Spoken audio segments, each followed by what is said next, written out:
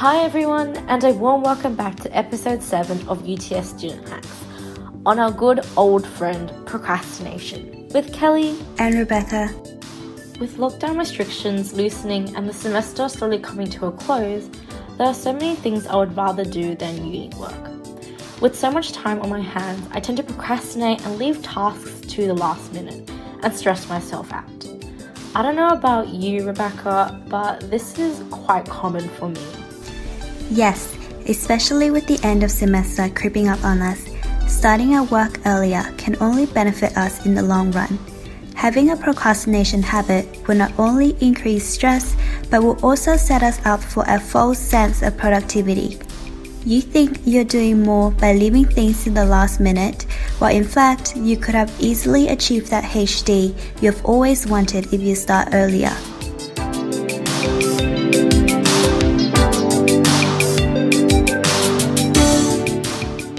Before we talk about ways of combating procrastination, what is procrastination? Procrastination is where you know you have an important task and yet delay starting it despite knowing the negative consequences. It is not about being lazy. It is a complex process of thought patterns, feelings, and behaviors. Essentially, how we procrastinate is reinforced by how much we avoid an important task because it's effortful, boring, anxiety-provoking, and replacing that important task with activities we enjoy. For example, talking with friends or watching copious amounts of Netflix. And this cycle just continues. So Rebecca, what do you think is a good method to get out of this procrastination cycle? An effective way to combat procrastination is to reflect on your long-term values and goals for being at university. Ask yourself questions. Why did you choose to do things you're doing and how you can get there? I find that writing down the goals really help in times when you start to procrastinate. Whenever I encounter a harder task, I will look back at that goal to help me move forward.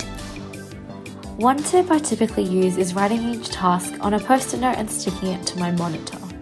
I tend to stress myself out if I try to keep all the tasks I need to get done in my mind. Instead of constantly keeping a mental note, I can just look at my monitor and see what tasks I need to get done. I find writing tasks down really helps me collect my thoughts. If you would like to take this a step further, bullet journaling is your answer. More info about bullet journaling itself will be in the resources down below.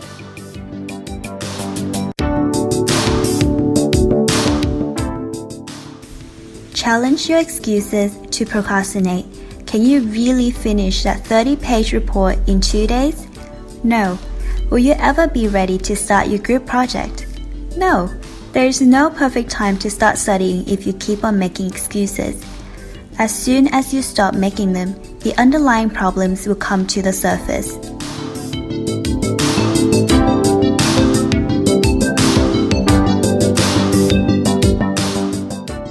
I just finished 2 major assignments and I surely procrastinated hard in the 2 weeks leading up to the due date. However, there is one method that really took me out of the procrastination cycle and gave me a boost in productivity. That was the Pomodoro method. I've previously mentioned how useful this method is in episode 5 on self-care. It's setting a timer for 25 or 50 minutes where you complete a task. After that timer is up, set a timer for a 5 to 10 minute break. Rinse and repeat this 5 times. After completing the 5th 25 or 50 minute work timer, you can reward yourself with a 15 or 30 minute break where you can do anything. These numbers are just a guideline and you can adapt them to how long you can work on a task. By using the Pomodoro method, it really helped me understand how long it takes me to complete tasks and balance my time with uni and my time with friends. Also, the Pomodoro method stops me from burning myself out as I tend to work on hours on end, which is never good. Referring back to episode 5 where we talked about self-care.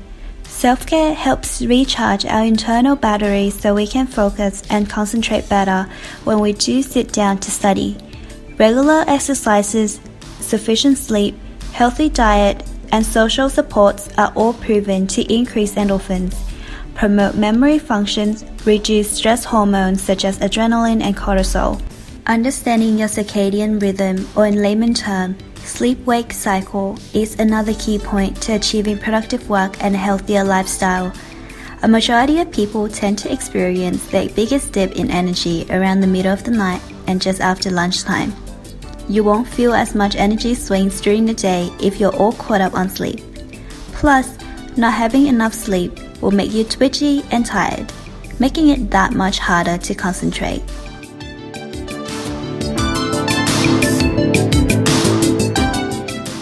Thanks for listening to the end of this week's episode on procrastination with Kelly and Rebecca.